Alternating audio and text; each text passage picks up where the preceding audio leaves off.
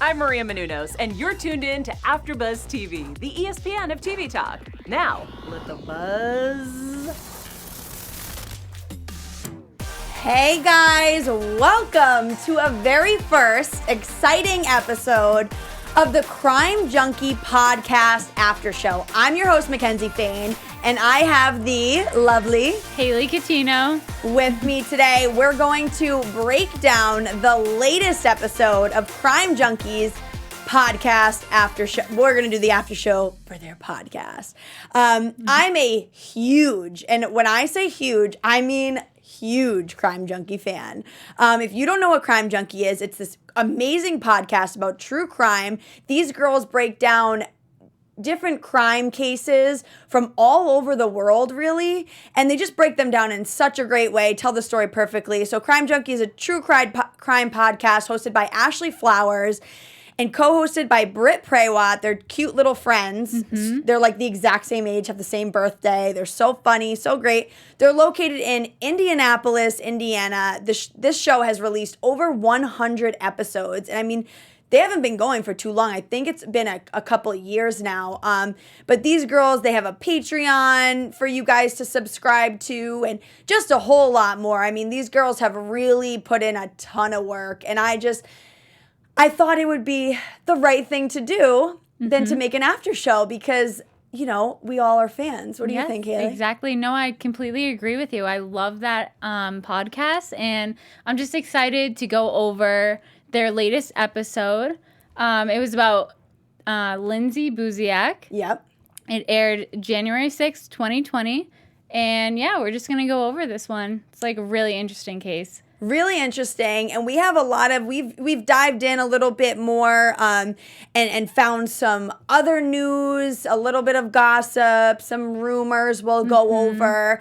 And you know, one thing I do want to start out with, I did reach out to Jeff Buziak, who is Lindsay's father, and he was going to join us in the chat, call in, but he's away right now, so it just didn't work out timing wise, but he's very receptive, and, you know, we'll get into why, how, and all that. So if you haven't heard of the case, let's just go in quickly and we'll recap for you. We'll recap the Crime Junkies episode here. So on February 2nd, 2008, in British Columbia, Canada, we have the dream home murder, okay?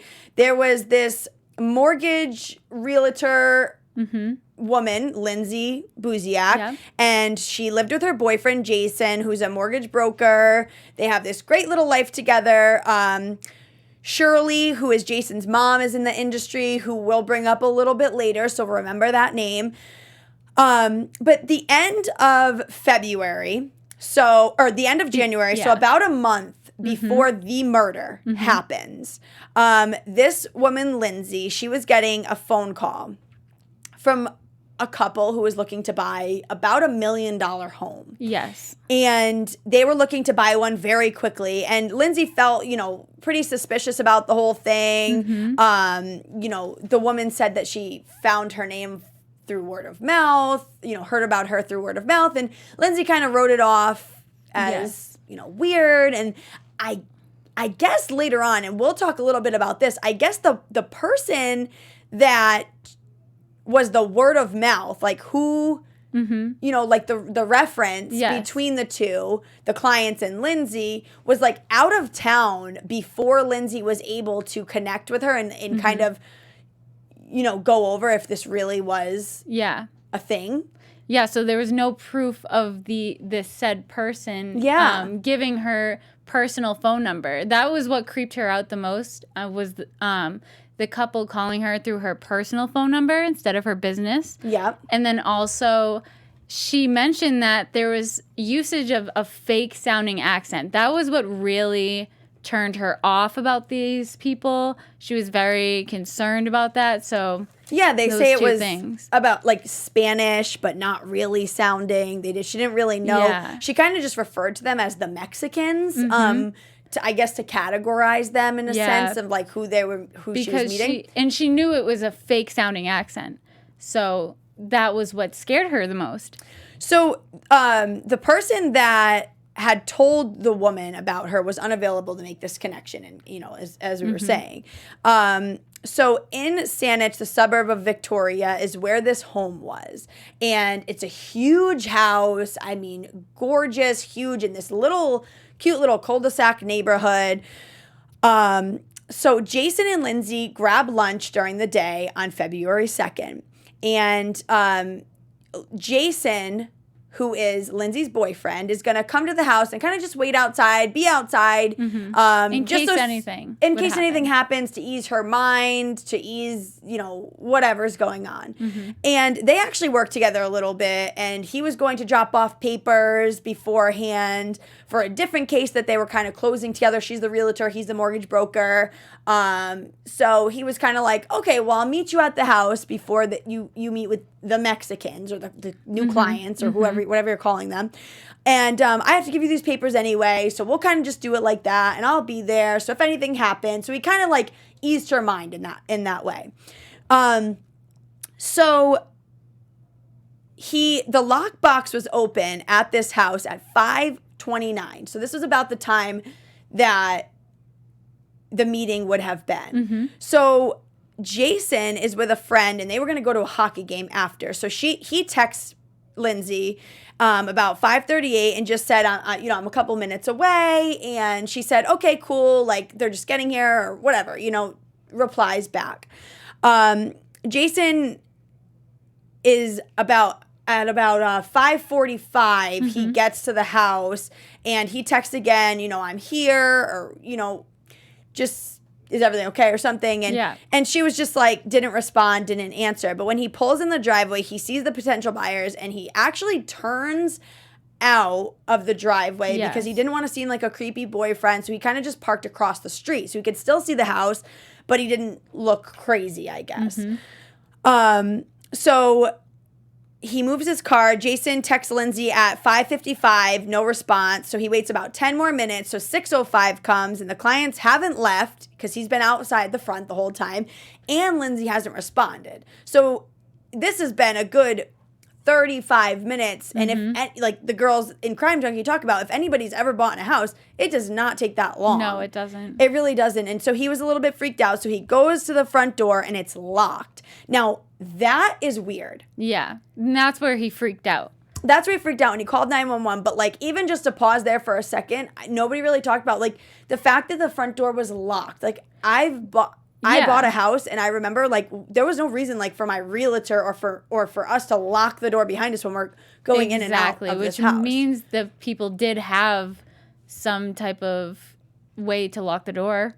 Yeah, they locked the door from the inside, and which definitely threw Jason off. Yeah. So Jason and the friend, they kind of go around back. Jason boosts him up and has the friend go through the back and go through the house and open the front door. I mean, what a brave friend, because I would never do that for my friend's girlfriend. I would be like, no, hell no, let's call the cops and wait for them. But anyway, Jason gets inside, and he runs upstairs, and he actually sees that she was brutally murdered, stabbed on the floor of the master bedroom upstairs. Just an awful scene. Tries to give her, CPR, tries to hold her. The police come, and he's just covered in blood. And it was just an awful sight when the police got there. And Jason had called the 911 for a second time, saying that, she had in fact been killed, and the whole scene. So she was stabbed in the face, neck, and chest over 40 times. Police say that this was definitely a vicious and lethal attack. No defense wounds. So she must have been, dead early on, and they just kept stabbing her. Or, like, no defense wounds is kind of like a big deal. It's like, well, what does that mean? There could be so many things. But about 6 weeks before her death, Lindsay had told her dad that she wasn't happy in the relationship with Jason, and she was thinking of leaving him. So there's that tidbit of information, as well as, after the murder, Jason did pass a polygraph test, and the evidence supports everything in his story as far as the DNA. Just everything really supports it, especially with his friend being there, it being kind of an airtight alibi there. Lindsay hadn't mentioned the names of these buyers. Like I said before, and referred to them as the Mexicans. There was no furniture in the house, and her purse was still there. Her shoes were still there. So robbery is really out of the question. I mean, they weren't robbing it. There was nothing to rob. So a lot of police and a lot of people were thinking this was a planned murder. So we'll kind of talk about that a little bit later in the episode after we get this recap done. So November 2007, the police find out that this a fake phone, like just a little random phone. What are you, a prepaid phone? Yeah. Was purchased, and it wasn't until January 2008. So they waited a couple months for the phone to start being used. Yeah. So this phone was only for the purpose of calling Lindsay. It made 7 phone calls, and all 7 were to Lindsay. There were witnesses that kind of saw in the beginning when Lindsay met up with the couple, saw her meet up with her and greet with her. The witnesses said that the woman had blonde hair, and they made a composite sketch, which we'll show here. The composite sketch, Crime Junkie, the girl in that podcast, the girls kind of say that it could be drawn from a sixth grader. And yeah, it really could look like anybody. But we will talk about this composite sketch in a little bit. So let's hold the phone there. Yeah. So think about it. This is February, in the beginning of February. It's really dark at this time. The Crime Junkie girls, Ashley and Britt, they kind of reiterate the fact that it would be dark at this point. Yeah. So police think that the murder happened at 5:41, and they kind of go over why in the timeline. And there was a pocket dial with Lindsay's phone, and there was some scrummaging. Whoever she called could hear some like scrummaging around. Not really much to really help the case. So there were no fingerprints, no weapons, no DNA. I mean, this was a seamless murder, which is just another reason why people would think that it was a planned murder. It was a hired murder. So a lot of people didn't really think that Jason was rattled too much or cried at all. There was talk of Shirley, Jason's mother, of being the killer, and we'll talk about that, or maybe the one who hired. We'll talk about that. But that didn't really go very far. And Lindsay, when she had visited her father a couple weeks before the murder, she had tried to reach out to an old high school friend who actually is involved in a big drug orchestrated deal, pretty much. Yeah. And he lives in Victoria, more where Lindsay lives, but so he moved out of that town, so he wasn't around at the time. There was this big drug bust around the same time, shortly after, like I think days after Lindsay's murder, called High Noon, and they seized cocaine, cash, I mean millions of dollars worth. And the guy involved was told police about this. Yeah. So they're kind of like thinking there's a snitch involved. But someone would have had to give out Lindsay's phone number. We know that. Someone who could give out that word of mouth reference. I mean, where did that come from? Yeah. Why did the Mexicans, or whatever we're going to call them, these clients, these murderers, why were they so confident that Lindsay wasn't going to reach out to that person and say, hey, did you give my phone numbers to such and such? Yeah, no, it had to have been planned. So something. And then the last bit of information before we move on is police say that there was some truth behind drug cartel connections, but that's all that they will say. They're not releasing a lot of information. No, they won't say anything. And there was a confession on Lindsay's website, LindsayBuziakMurder.com, which we'll talk about. And it's, there's this confession about I killed Lindsay and blah, blah. And then it says the street always rules. And that was in 2017. So that just kind of reiterates, like, maybe this does have to do with this drug. It's drug associated and things like that. So, all right. Now that we got the base of this murder down and we know what happened briefly, kind of rushed through it. What are you thinking? at the top of your head? Like, what did you think, your overall thoughts of that Crime Junkie podcast? I loved the podcast. They really explained everything so well. I really thought it was interesting that they really didn't think Jason had anything to do with the murder, which I think he could have had something to do with it. What do you think about that? Yeah, I mean, we'll definitely, we have some stuff to kind of, tweak your guys' minds a little bit out there. So we'll see.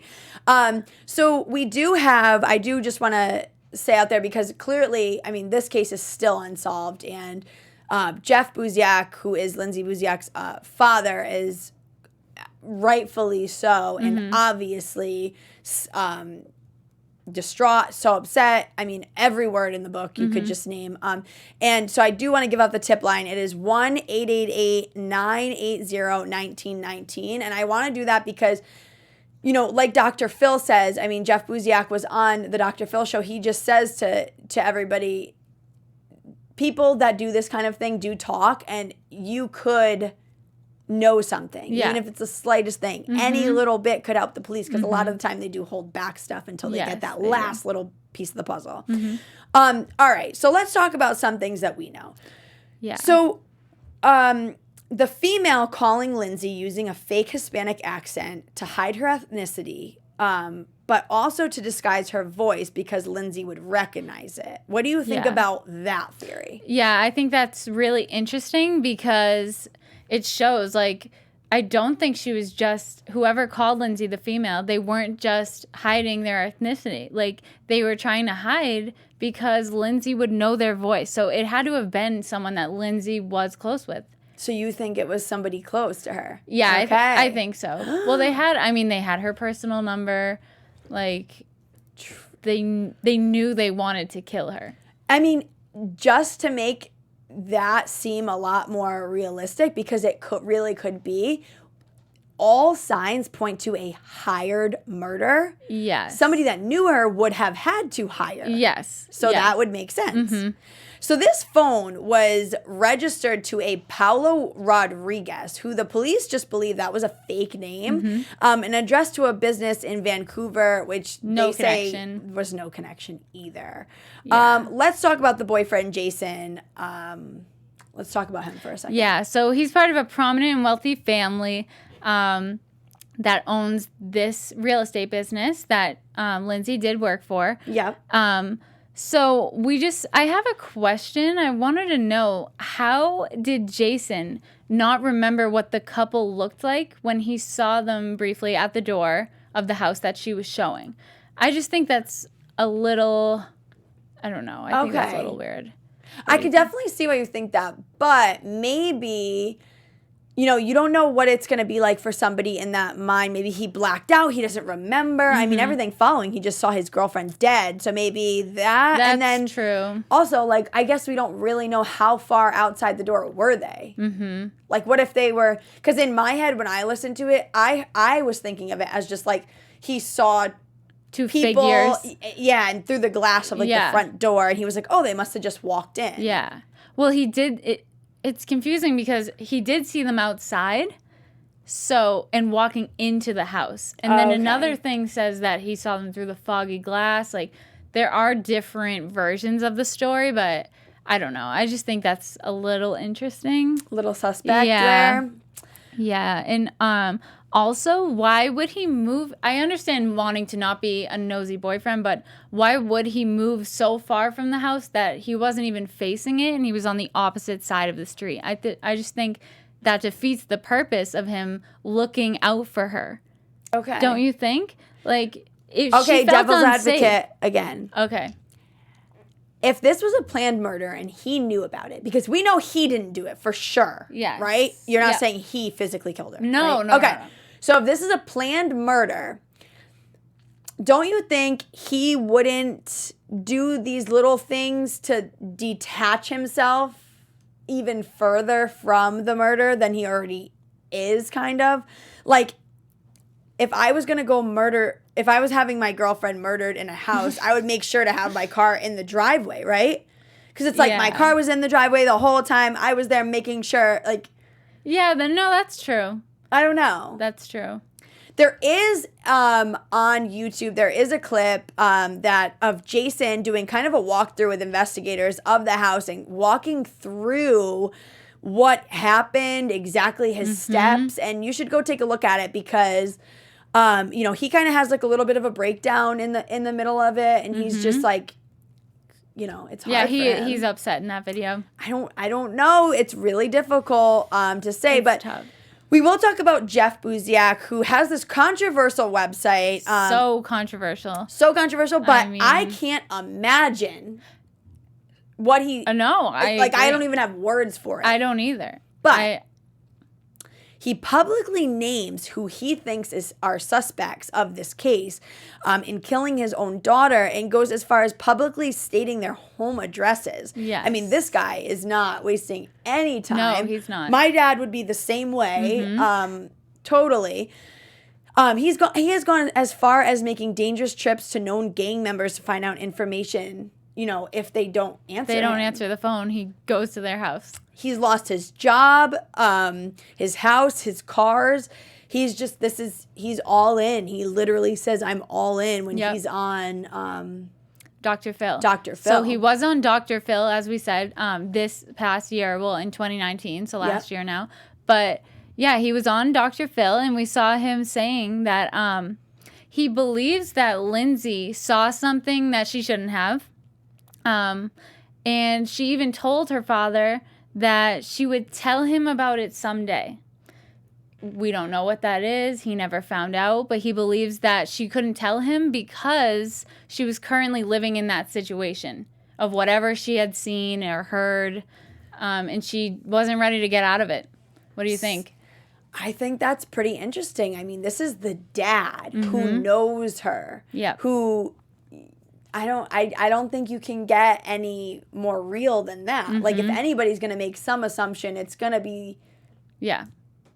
I don't know. I think it could be pretty true. I do want to talk about this composite sketch again. So let's bring up the composite sketch again, and we'll take a look at it because, you know, some people had said that it was not really recognizable. But if we bring up a picture of Jason's mom, Shirley. She has dark hair, and she is smiling in this picture. She looks like this to me. She does. She really does look like this picture. Yeah. And we'll bring that up in just a second. You know, she really does look like this picture. But now that I'm thinking about it,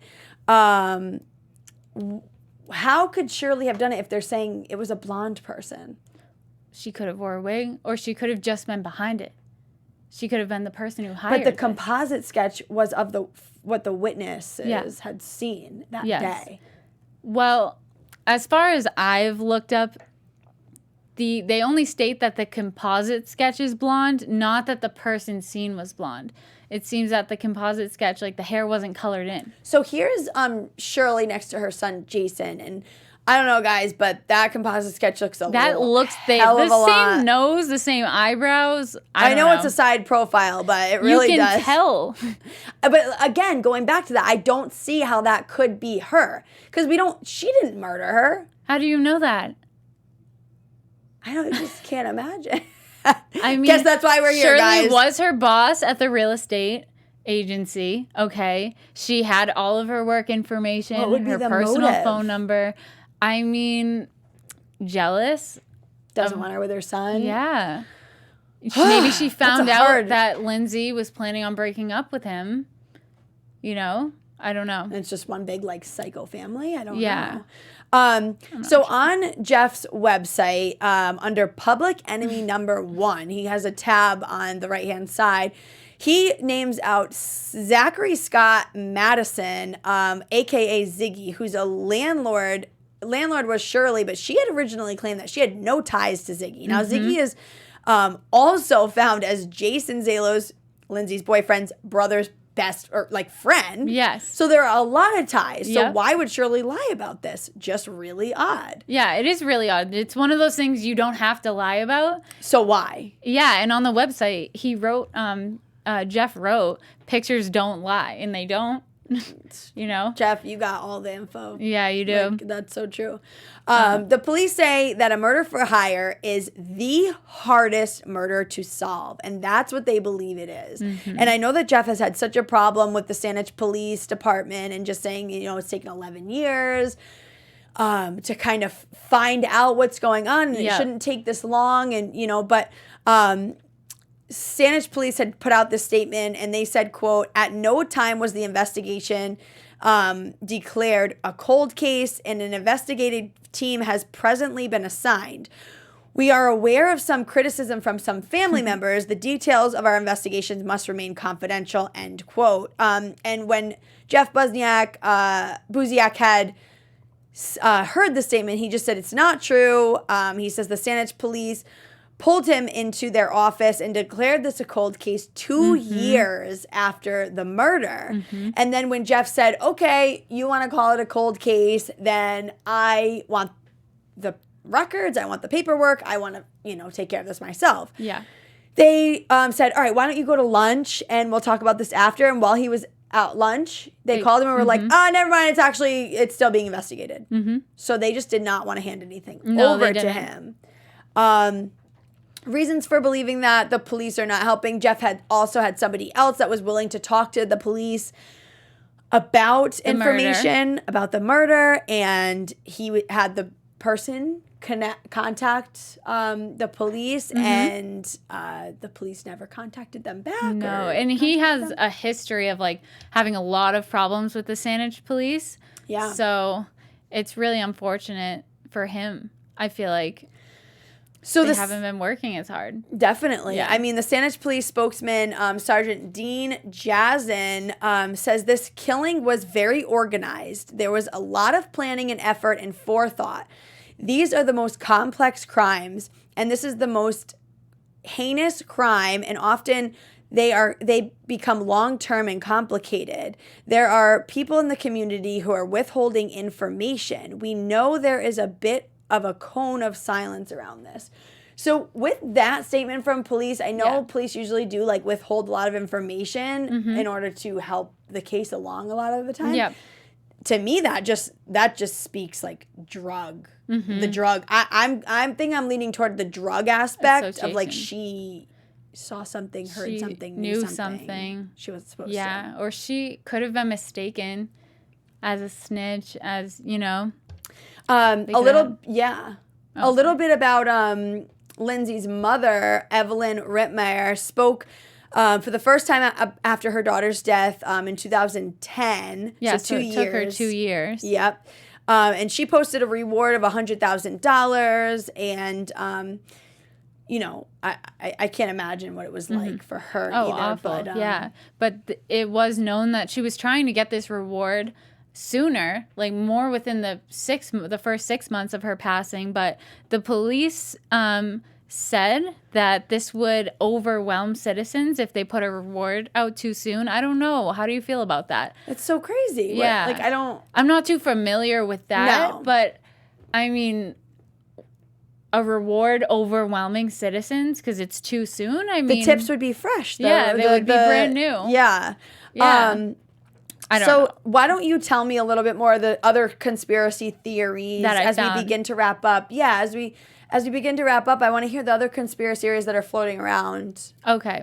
Well, there is one theory that on the Lindsay website states that Shirley called other girls with this fake accent. So, I mean, why would that happen if it had no connection? That's just odd to me. And then another theory suggests that Shirley looked really suspicious and uncomfortable when Jason started crying on the Dateline episode, and that she created the entire plan for her to be murdered, which is why Jason refused to give a DNA sample. Do you know about the DNA sample? Yeah, I mean, I guess he refused to give one, but why? Why? I don't know. That weirds me out. I don't know. And then a third theory I found, it made a good point because they believe Shirley was the mastermind behind the plan, because how else would the people who killed Lindsay know her work routine and her work information? I mean, there's nothing else we have about a coworker hating her or anything like that. Yeah, that's the craziest thing about this episode was that she didn't have any enemies. She didn't have anybody after her. She didn't have, a crazy ex-boyfriend. The police even looked into her ex-boyfriend, Matt, and found nothing there. But, there was to have been. Oh, sorry. There was just that little bit of information that she had told her dad that she was thinking of leaving Jason. And I did read somewhere that they had a huge fight right before Christmas. And so there really could be a lot out there. Let us know what you guys think. I want to know what you guys think, your thoughts on this case and who you think did it. I mean, we've presented a lot of information here. And if you know anything, if you've heard anything about this Lindsay Buziak case, please visit her website. It's lindsaybuziakmurder.com, and then you can call 1-888-980-1919. So since this is our first Crime Junkie podcast after show, each week we are going to have a tip of the week, so a Crime Junkie tip to help you crime junkies out there stay alive and stay safe. I'm such a big fat baby about everything now that I've been a crime junkie, listening to Ashley and Britt. But like they say, it's okay to be paranoid. Yes, they always say that, those crime junkie girls. They always say it. Their slogan is, be weird, be rude, stay safe. So remember that, guys. Haley, do you want to tell us the tip of the week? Yeah, so the tip of the week that we have is, if you have a bad gut feeling, go with it. Like Lindsay had one. She didn't fully go with it. So just listen to those gut instincts, and that's it. The worst that's going to happen is you are going to be embarrassed. But you're going to be alive. So it doesn't matter. So be weird, be rude, stay alive. It's so important. Yep. Thank you guys so much for watching and listening. Us break down again, recap, and give you guys our thoughts and some more research that we dug up about this latest episode of the Crime Junkie podcast. We're so excited to keep this going, guys. So if you liked it, please continue to comment, like, subscribe, and let's keep the conversation going. Yep. So where can we find you, Haley? Haley Catino on Instagram. And you can find me on Instagram at Mckenzie Fayne. Thank you guys so much for joining us. Have a great week, Crime Junkies. Our founder, Keven Undergaro, and me, Maria Menounos, would like to thank you for tuning in to AfterBuzz TV. Remember, we're not just the first, we're the biggest in the world, and we're the only destination for all your favorite TV shows. Whatever you crave, we've got it. So go to AfterBuzzTV.com and check out our lineup. Buzz you later. The views expressed herein are those of the hosts only and do not necessarily reflect the views of AfterBuzz TV or its owners or principals.